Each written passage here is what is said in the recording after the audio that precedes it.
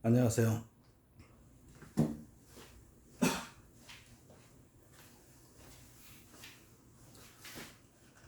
네, 안녕하세요. 네, 반갑습니다. 10월도 다 마무리되고요. 어제는 밭에 가서 가을 거지를 했습니다. 햇살 따뜻해서 좋았고요. 역시 팥 심은 데는 팥이 나고 콩 심은 데는 콩이 나더라 이겁니다. 그래서 팥하고 콩을 수확을 했고요. 팥은 다음 주에는 타작하러 갑니다. 타작이란 표현이 참 오랜만에 하는 것 같습니다. 시골에 살면 타작하잖아요. 타작은 우리 가을의 결실의 즐거움이죠. 즐거움입니다. 지금 현재 우리가 투자하고 있는, 제가 투자하고 있는 종목에서도 이제 타작의 기쁨이 곧 올 걸로 예상을 합니다. 아시다시피 저는 알리바바 투자자고 알리바바를 3배로 투자하고 있습니다. 물론 변동성에 대해서는 이렇게 오르내림에 대해서는 적립으로 대처하고 있고요.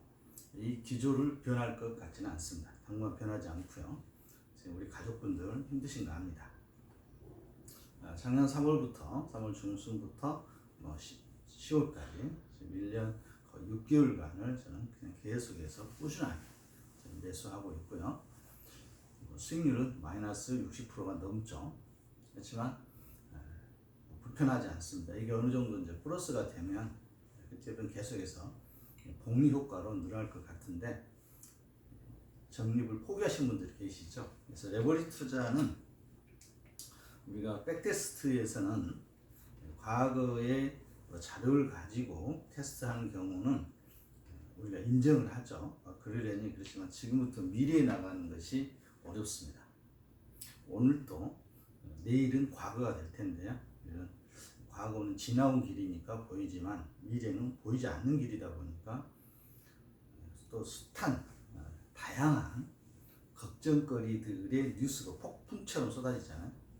어마어마하게 쏟아집니다. 다시 한번 제가 알리바바를 투자하는 이유에 대해서 설명드리면 투자를 권유하고 있지는 않다는 사실 꼭 기억하시고요. 저는 이제 어느 정도 마무리된 국면이 아닌가 이렇게 생각합니다. 미국과 중국이 시진핑과 바이든이 만나잖아요. 나쁜 말 하진 않겠죠. 최소한 그 중간에 양국 정상 간의 회담도 없었으니까 만남 자체가 저는 일종의 성과가 있다 보여지고요. 지난 30년간 미국과 중국의 밀월 관계를 보면 미국은 중국에 인플레이션을 수출했죠. 인플레이션을 수출했고 달러고 중국은 미국에 디플레이션을 수출했죠. 가장 대표적인 게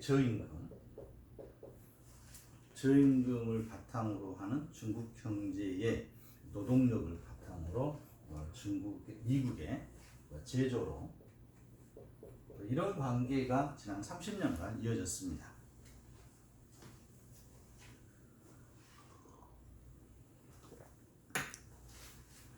그리고 장비 하나 구입했습니다. 지금 현재 세칼봉 목적훈인데 좋네요. 예전에 흔들렸는데 흔들림은 없는 것 같습니다. 아주 단정하게 앞에 서 있습니다. 꼿꼿하게 서 있습니다. 마치 제 투자 철학 같습니다. 꼿꼿하게 앞으로 나아가고 있습니다. 지난 30년 미국의 핑퐁 외교, 70년대 키신저에 의한 핑퐁 외교, 그래서 중국을 개방화시키는 이런 엄청난 노력을 했죠. 처음에 이해가 안 갔죠. 저도 개인적으로는 핑퐁 탁구를 미국은 탁구가 이해가 안 가더라고요. 중국은 탁구가 워낙 사실상 국기잖아요. 탁구를 중국을 이긴다는 것은 양궁으로 우리를 이기는 것과 비슷하다는 이런 올림픽에서 단체전 그렇습니다. 그래서 핑퐁 리그를 통해서 중국의 개방화를 이끌어냈고 그 당시 이제 등소평 흉묘 백묘론에 의해서 고양이를 누가 잡는다, 쥐를 누가 잡기만 하면 좋다 이렇게 해서 경제를 이끌어냈잖아요.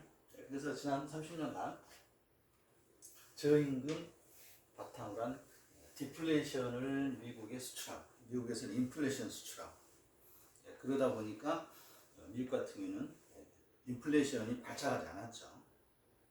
그 위에 90년대, 2000년도 이런 시기를 지나면서 미국의 약간의 경제적인 불편함이 있었지만 이게 다 중국에서 디플레이션을 수출해주고 또 중국에서 미 국채를 어마어마하게 사들어가 줬죠. 달러가 없었으니 그래서 거의 일본을 앞지르고 또 미국의 국채를 가장 많이 사준 나라가 일본, 거기 이러잖아요. 그런데 그 자리를 이제 중국이 좋은 관계를 유지했죠. 근데 미국의 전략은 어느 나라든 자기 경제의 70%, 60%가 넘기 시작하면 누르죠. 그게 이제 미국의 일본의 프라자 합의가 있었고 독일도 마찬가지잖아요. 그래서 미국을 60% 근처까지 따라붙은 나라들은 있었는데 그 이상은 용납을 하지 않죠. 마찬가지죠. 미국과 중국의 패권 전쟁이 이제 18년도 제조 쪽에서는 거의 70% 이상을 육박하고 금융 쪽에서는 미국 못 따라가는 거죠. 그래서 미국이 18년도부터 미중 갈등, 패권 전쟁 하면서 중국을 찍어 누르는 금융시장 쪽에서 이렇게 진행을 하다가 아시다시피 20년에 코로나, 22년에 우크라이나 러시아 전쟁, 23년에 지금 이스라엘 하마스 전쟁. 의도치 않게 지금 세계는 하나가 되었다가 다시 블록화가 되고 있는 거죠. 미국 중심의 블록, 중국 중심의 블록, 그 다음에 지금 현재 러시아 중심의 블록. 그래 러시아를 무시할 수는 없죠. 자원이 있으니까. 그래서 이러다 보니까 줄을 세우고 있는 거죠. 줄을 세우고 있습니다. 인플레이션이 꺾일 리가 없죠. 그래서 미국은 인플레이션이 좀 수그러들여야 되는데 일단은 원자재 측면에서 원자재는 지금 이런 여기는 농산물과 천연자원이죠. 천연가스. 여기는 아랍 쪽이 흔들리면 70년대처럼 1, 2, 3차 중동전쟁 나면 원가가 급등할 것이고 또 이런 것을 놓치지 않는 헤지펀드들 불안감을 조성해서 어마어마한 수익을 내는. 그래서 원자재 가격은 당분간 안정화되기가 좀 어려워 보이죠. 어려워 보입니다. 그 다음 미국의 지금 인플레이션이 이끌고 있는 게 그래서 미국도 지금 개별당 4불인가요? 이 정도가 넘으면 서민층들이 힘들다잖아요. 연금당 4달러인가요? 기름값이. 이 정도면 한 가구당 50만, 60만 원 이상을 지불해야 된대요. 한 20만 원 지불하던 게. 원자재는 당분간. 그 다음에 임금이죠, 임금. 노동력. 지금 미국은 서비스 쪽에서 구인난이 심각하죠. 일을 안 했잖아요. 2000년도에 무너졌을 때는 경제가 무너졌을 때 닷컴버블 때는 은퇴자들이 다 실태에 나갔습니다. 그때 사회 안정망 측면에서 개인퇴직연금 401k가 제대로 작동을 못했죠. 07년도에 이제 디폴트 옵션이 그때 들어왔으니까 그래서 다시 일자리에 나섰는데 지금은 아니죠. 지금은 아닙니다. 지금 그 은퇴자들은 다시 일자리에 안 가죠. 안 간 이유가 401k에서 백만장자로 나오잖아요. 보통 한 20억, 30억 정도의 은퇴 자금을 모아서 나와요. 우리나라보다 임금은 거의 비슷하죠. 여기서 선진국이 왔으니까. 우리나라 대기업 연봉 따지면 미국의 중산층 연봉보다 높죠. 그런데 우리나라는 은퇴하더라도 퇴직연금에서 갖고 평생 100세까지 살기에는 좀 불편하고요. 근데 미국은 그렇지 않습니다. 왜냐하면 401k에서 주로 지수에 투자했잖아요. 지수. 나스닥 100 지수에 2000년부터 지금까지 투자하셨다면 몇십억 되는 거죠. 자기 본부 일정 부분 계속 투자해 줬으니까요. 이런 문화들이 이제 계속해서 금융시장을 이끌어냈던 거예요. 그래서 미국의 금융시장은 뭐 우와 아래로 약간씩 변동했지만 우리가 대공황이 온다든가 금융시스템이 무너진다든가 뭐 이 정도까지는 아니라고 보여집니다. 이게 무너지면 그 파급은 우리도 당연히 받겠고요. 전 세계가 같이 받잖아요. 그래서 그런 극단적인 뉴스는 보도 자료는 좀 걸르셔도 될 것 같습니다. 그런데 이제 불안하니까 찾게 되는 거죠. 또 그걸 한번 보면 유튜브는 계속해서 그런 자료들만 보여주잖아요. 그래서 그럼 차단시켜야 되는데 차단 못 시키고 계시잖아요. 그래서 지금 이렇습니다. 그래서 이 노동력은 트럼프 때 이미 막기 위해서 담벼락 쳐불고 200만에서 300만 명 이상의 지금 노동력 구조가 다르잖아요. 그리고 우리나라도 마찬가지죠. 우리도 시골에 가시면 농사할 사람이 없습니다. 농사 지으실 분들이 대부분 외국인 노동자들에 의해서 담당했는데 이번에 나주 같은 경우도 뭐 뉴스에서 보시면 아시겠지만 시에서 임금에 개입을 했죠. 11만 원인가 그 이상 못 주게 하니까 다 떠나버리잖아요. 떠났습니다. 일자리가 저임금의 단순 노동에서 필요한. 그렇지만 또 그 배 같은 경우는 아주 배인데 숙련된 작업이 있어야 되거든요. 그래서 작년 하셨던 뭐 재작년 하셨던 분들이 임금이 낮으니까 뭐 강원도로 가본다든가 시에서 갑자기 개입해서 그래요. 시장에 맡겨놨어야 되는데 더 어려워졌다. 그래서 노동력 지금 심각하죠. 미국 이야기입니다. 그러니 인플레이션 그 다음에 402K에 의해서 이제 우리나라 돈 20억, 30억 이상을 퇴직금으로 지금 펀드에 가입돼 있잖아요. 근데 지수에 투자되어 있으니까 이게 갑자기 영원 될 일이 없잖아요. 내년에 오르면 또 그만큼 또 공유를 올 테니까. 그래서 이분들이 지금 주택을 구매하는 거죠. 주택 구입하고 있습니다. 주택 가격이 오르고 있죠. 정고점을 거의 돌파하든가 정고점 근처입니다. 공급이 없잖아요. 미국도 마찬가지입니다. 전쟁하고 이런 여러 상황 때문에 주택을 안 지었죠. 그러니 올 상반기에 오른부패스의 포트폴리오에서 뭐 주택 관련 회사가 4개를 편입한 게 이해가 가더라고요. 이해가 갑니다. 이게 움직일 수 없는 자산이잖아요. 그 자리에 있어야 되잖아요. 부동산이라는 게. 금융이야 전 세계를 돌지만. 그래서 쉽지 않습니다. 그래서 인플레이션이 쉽게 일단은 실업률이 나와야 되는데 실업자가 없잖아. 실업률이 회사가 파산 난다든가 뭐 이렇게 해서 와야 되는데 일단은 없습니다. 그다음 빅테크 기업들을 보시면 공장을 가지고 운영하는 게 아니잖아요. 2000년도에는 공장을 가지고 운영했는데 지금은 전부 사무직 비슷한 거죠. 플랫폼 기업입니다. 클라우드에 정보는 다 저장되어 있는 상태에서 그래서 인원 감축 하더라도 큰 타격이 없는 거죠. 플랫폼 기업의 특성상 또 다시 채용하면 되니까. 미국의 인플레이션이 꺾이냐? 꺾이지 않습니다. 쉽게 꺾이지 않을 걸 예상을 하고요. 그렇다고 지금의 금리를 계속해서 올릴 수 있느냐? 그런 여건도 아니라고 보여집니다. 그런 여건도. 지금 우리나라는 지금 뭐 6개월 연속, 7개월 연속 버티고 있잖아요. 3.25, 3.5에서 지금 버티고 있는데 미국은 지금 5.25, 5.5 이러잖아요.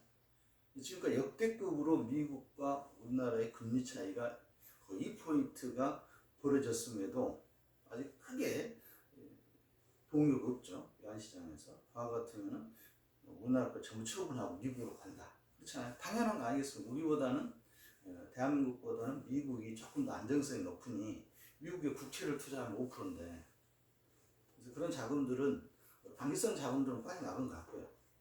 장기성 자금들은 지금 움직이지 않고 있죠. 왜냐하면 대한민국이 건전하다고 보는 거죠. 여기 해결하는 방법은 간단하죠. 다시 어떻게 해야 되겠습니까? 미국 입장에서 내년 선거 치러야 되니 다시 중국의 디플레이션을 수입해 와야죠.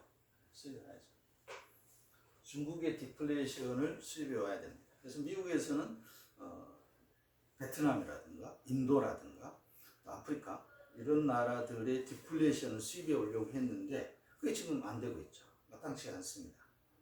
그래서 미국은 전 세계를 대상으로 어찌됐든 디플레이션을 수입을 해와야 인플레이션이 잡혀요.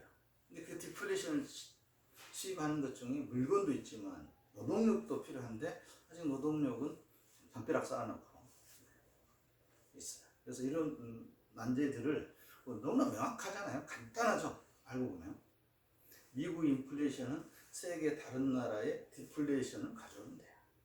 근데 미국의 소비, 미국 거의 70%가 소비잖아요. 이 소비의 인플레이션을 다른 나라의 70%가 인플레이션을 잡아줄 수 있는 디플레이션은 많이 실험을 해봤잖아요. 17년 미중 패권 전쟁에 의해서 각 나라의 특히 베트남, 동남아시아도 이용해 봤고 인도도 해봤지만 미국이 인플레이션이 잡히지 않습니다. 지금처럼 인플레이션이 잡히지 않는다면 금리는 계속해서 상승한다는 이런 뉘앙스를 시장에 줘야 되는데 시장에서는 지금 반응이 없죠. 은퇴자들 걱정 없잖아요. 지금 60대, 50대, 60대 은퇴자들 아니 경제 활동보다는 지금 가지고 있는 자산을 써야 되잖아요. 많이 써야 됩니다. 약 8천만 명이 가입된 걸로 보이죠. 402K에. 이 402K에 가입된 8천만 명의 투표 심리는 자기 자산이 오르면 그만이에요. 주가가 올라줘야 되는 거죠. 그래서 S&P 같은 기준으로 연평균 8%에서 10%씩 계속 올라줬잖아요. 이게 수직으로 오른 게 아니고 오르고 내리고 반복하면서 평균이 그렇다는 거고요. 공률을 계산하니까 어마어마한 거죠. 어마어마한 겁니다. 자, 그러면 중국 입장에서 이제 다시 볼까요? 중국 입장에서는 수출에 의한 경기 회복보다는 내수적으로 눈을 돌리고 있는 거죠. 내수로 돌린다는 것은 양적 성장에서 질적 성장을 모색하겠다는 거죠. 우리도 그랬잖아요. 여기서 만약에 중국이 이 과정을 극복하지 못하면 중진국의 함정에 빠지죠. 중진국 함정이 통상 $10,000입니다. 우리도 이 중진국 함정을 어렵게 겪었잖아요. 그게 안 예쁘잖아요. 그래서 우리가 97년도 상황으로 간다면 그때 우리나라 1인당 소득이 약 $8,000에서 $10,000 막 넘으려고 그래서 자신감 뿜뿜했을 때 세계화를 기치로 걸고 나가려다가 무너진 겁니다. 무너진 거고요. 지금 중국이 그러죠. 미국 1인당 소득이 약 $70,000 정도 되죠. 75,000달러. 그 다음에 중국이 지금 $10,000를 조금 넘고 있는 상황입니다. 그래서 약 7분의 1인데 여기서 만약에 주저앉은다면 중국은 대혼란이죠. 대혼란이. 그래서 디플레이션을 잡기 위해서 계속해서 부양책을 쏟고 있지만 반응이 없는 거죠. 왜 반응이 없냐면 일단 신뢰를 잃었잖아요. 국제시장에서.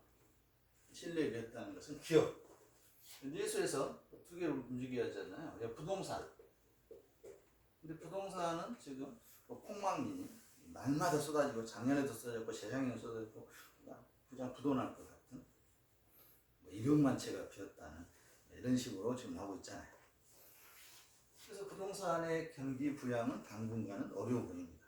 부동산은 더 이상 나쁘지만 않으면 현상만 유지하는 걸 하고 있는 거고요. 현상만 유지되죠. 그렇다면 이제 다시 기업들이 해줘야 되는데 이 기업이 뭐겠습니까? 지금 중국 청년들의 가장 불만은 좋은 일자리잖아요. 우리도 똑같잖아요. 우리도 그 경험했잖아요. 90년에서 2000년. 3D 업종 안 하려고 하죠. 대학교 나와서. 그래서 중국의 청년 실업률을 발표하지 않았다. 이런 내용이 전체 실업률은 줄었는데 청년 실업률을 발표하지 않은 이유는 청년들의 실업률이 너무 많다 이거잖아요. 이건 우리나라도 겪었고요. 일본도 겪었고요. 이게 이제 중진국에서 선진국으로 넘어가요. 그렇다면 대학생들은 좋은 일자리, 대기업. 이게 뭐겠어요? 빅테크죠, 빅테크. 이 빅테크 기업에 취업하는 게 목표로 잡고 있는데 알리바바라든가 텐센트라든가 기타 등등 이런 기업들이 하려는데 아시다시피 여기에 대한 중국 정부의 때리기가 있었잖아요. 가장 대표적인 알리바바 $320에서 중국을 전단포로 비교했다가 금융시스템이 전단포다 이런 표현을 했다가 사회주의잖아요. 미국에 있었다면 상관이 없죠. 사회주의 체제에서는 용납할 수 없죠.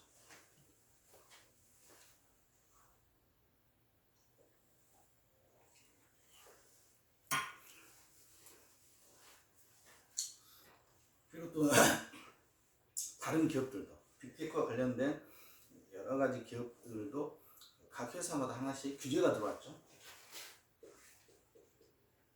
규제가 들어오면서 한때 중국 청년들의 창업을 계속 그런 바람이 불었는데 창업도 꺾이고 규제에 들어오니 인원 감축도 하고 그래서 외국인들 입장에서 아직 중국이 사회주의 국가구나 공산주의 국가구나 일당 독재니까 일당 체제니까 이걸 이제 느낀 거죠. 그래서 그동안 이제 발을 뺐던 거고 이런 신뢰의 자본주의에서 무너지면 쉽지 않죠. 신뢰를 회복한다는 게. 그래서 이제 올해부터 제스처를 취하고 있는데 유화 제스처를 취하고 있는데 기업은 기업가에게 맡겨야 돼요. 이게 어느 정도 통할지는 좀 지켜봐야 되겠습니다. 그런데 그런 조짐을 보이고 있죠. 지금 하나하나 완화해지고 있으니까 그렇다면 다시 이 모든 걸 해결하는 것은 다시 이 빅테크 기업의 상승이에요. 중국 입장에서 올려주면 일자리 창출할 거 아니겠습니까? 일자리 창출해서 젊은 대학교 졸업해서 우수한 인재들이 다시 좋은 일자리로 갈 것이고 그래서 지금 중국에서 뭐 이게 현상으로까지는 안 됩니다. 도시에 있는 유능한 인재를 지방으로 내려보내자 뭐 이런 운동도 한다는데 이게 되겠습니까? 되지 않죠. 저는 성공 안 한다고 봅니다. 한번 도시로 쏠리면 다시 농촌으로 복귀한다고 우리나라 경험했잖아요. 우리도 좀 쏠리니까 다시 못 오잖아요. 이 빅테크 기업의 선두는 당연히 알리바바죠. 그래서 알리바바가 부도 났으면 진짜가 났겠죠. 중국 정부에서. 근데 지금 이제 알리바바의 부도는 중국 정부의 부도라고 보여집니다. 개인적으로. 그래서 저는 알리바바 투자자입니다. 2년 전 작년부터 계속해서 알리바바를 3배짜리를 사고 있죠. 알리바바의 움직임이 나와야 신뢰가 들어올 것이고 홍콩에 다시 투자자들이 모이겠죠. 중국 정부가 빅테크 기업에 대한 규제를 철폐하고 이렇게 우호적인으로 보여줘야 될 것 같고요. 또 지난 1년간 미국에서 보여준 기업들의 성장을 보면 사실 빅테크잖아요. 빅테크가 먼저 움직여줘야 됩니다. 중국도 그렇다고 보여주고요. 지금 부동산 쪽에서 먼저 움직일 수는 없잖아요. 수출 쪽도 마찬가지예요. 내수를 살리는 빅테크 기업 쪽에서 내수가 어느 정도 움직여줘야 되겠죠. 그래서 이번에 광군제 뭐냐 하는데 수출은 미국하고 해결해야 되고 내수를 살리고 내수를 살리는 방법이 일단 빅테크 기업, 신란자, 그 다음에 전기자동차, 그죠? 그 다음에 에너지가 부족하니까 태양광, 뻔하잖아요. 태양광. 그 다음에 탄소 중립 이걸 해야 되니까 그런 관련 재생에너지, 재생의 태양광이겠죠. 뭐 이런 쪽.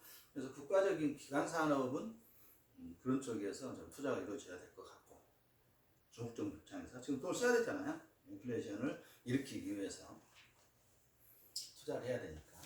그래서 내수가 이제 질적 성장. 지난 시간에도 말했지만 우리나라가 90년대 수출 중심의 국가에서 내수로 움직이면서 성장했던 게 LG생활건강이라겠죠. 요즘 많이 하락했습니다만. 그래서 삼성전자와 LG생활건강이 수출을 대표하는 기업과 내수를 대표하는 기업으로 어마어마한 주가 상승률을 보여줬습니다. 중국도 비슷할 거다. 상황이 중진국에서 선진국으로 더 하려면 한 번 더 성장을 해야 되는데 이것은 내수를 바탕으로 하지 않으면 힘들다는 게 그동안 각국 사례에서 보여줬습니다. 써야죠. 중국도 소비를 좀 해야 돼. 소비를 일으키려고 다양한 방법을 하고 있는데 지금 쉽지 않는 거죠.